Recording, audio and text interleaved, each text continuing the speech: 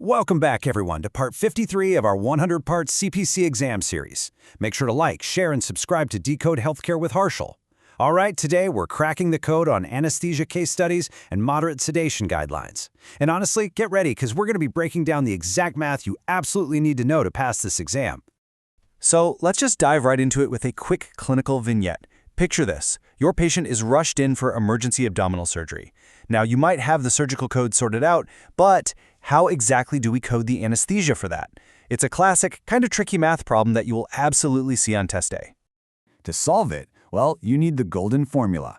This right here is the absolute core of anesthesia reimbursement. Every single coder has to have this memorized. It's basically, you take your base units, add your time units, add in any modifying units, and then you multiply that whole shebang by the conversion factor to get your final payment. Let's actually walk through the exact step-by-step math for that emergency scenario we just talked about. First up, you grab your base units straight from the specific anesthesia code. Then we calculate the time. Notice we've got a 60-minute mark here. Since standard time is blocked in 15-minute increments, doing the math, yep, that gives us 4 time units. Next, let's say the patient has a severe systemic disease. That gives them a physical status of P3, which tacks on 1 modifying unit. And finally, since this is a true emergency, that requires qualifying circumstance code 99140, adding another 2 units. So when we add our time, status, and emergency codes all together, that's 4 plus 1 plus 2, it gives us exactly 7 additional units to stack right on top of our base. This perfectly shows how modifying units can massively impact the final payment. Seriously, if you forget them, you are literally leaving money on the table in the real world and throwing away easy points on your exam. All right, moving right along to Section 1, Moderate or Conscious Sedation Guidelines. To kick this off, let's shift out of the anesthesia section and over into the medicine section.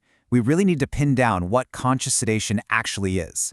Basically, it's a drug-induced depression of consciousness, where the patient maintains their own airway and still responds purposefully to verbal commands. This completely sets it apart from general anesthesia, right? With general, the patient loses airway control entirely and needs a dedicated anesthesia provider to manage their breathing. Now watch out, because here is a massive exam trap. Who is actually pushing the drugs completely changes your code selection. Like, it changes everything. If the same physician who's performing the primary procedure is also providing the sedation, you're going to use codes 99151 through 99153.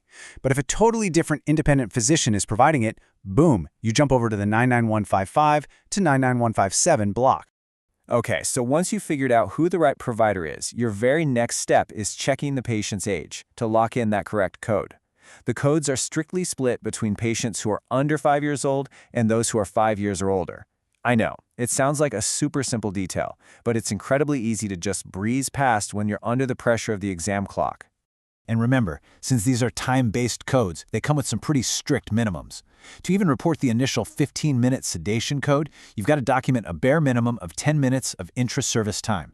If the procedure runs longer, any subsequent 15-minute increment requires at least 8 additional minutes to actually be billable. Okay, let's jump straight into Section 2, Monitored Anesthesia Care, or MAC, and modifiers. Let's see how this kind of acts as a bridge between moderate sedation and general anesthesia. And no, MAC isn't a new Apple product, I promise. The clinical distinction here is that monitored anesthesia care involves a dedicated anesthesia provider, like an anesthesiologist, who is continuously monitoring the patient and, crucially, is fully prepared to flip them over to general anesthesia at a moment's notice. Now, because you have that dedicated anesthesia provider right there in the room, you have to use specific modifiers. You'll slap on QS just to indicate it's a MAC service.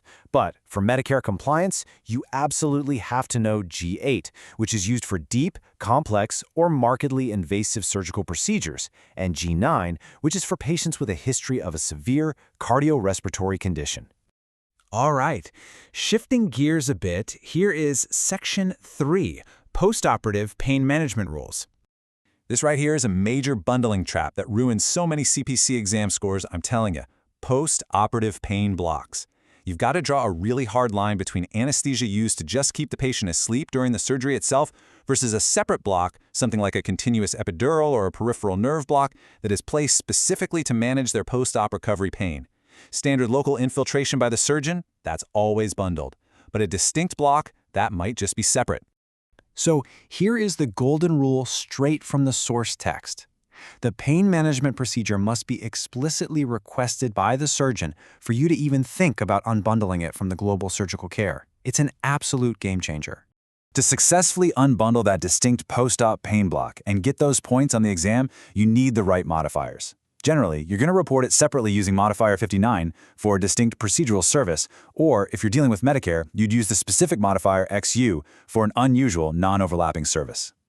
All right, to wrap up today's explainer, I highly recommend you take a quick screenshot of this Master CPC exam cheat sheet.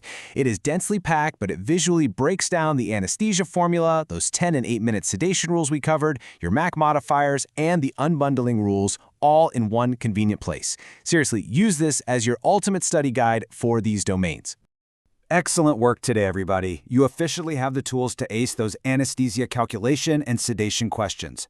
But before we sign off, I want you to think about this real-world billing complexity. What if a distinct post-op block is placed, but the surgeon totally forgets to formally document their request for it? How much revenue do you think just vanished into a bundled code right there? I'll leave you to ponder that tricky little documentation trap. Coming up next in Part 54, we'll be tackling integumentary system CPT coding case studies and some really high-yield exam scenarios. You for sure don't want to miss it. Keep studying hard, and I'll see you in the next explainer.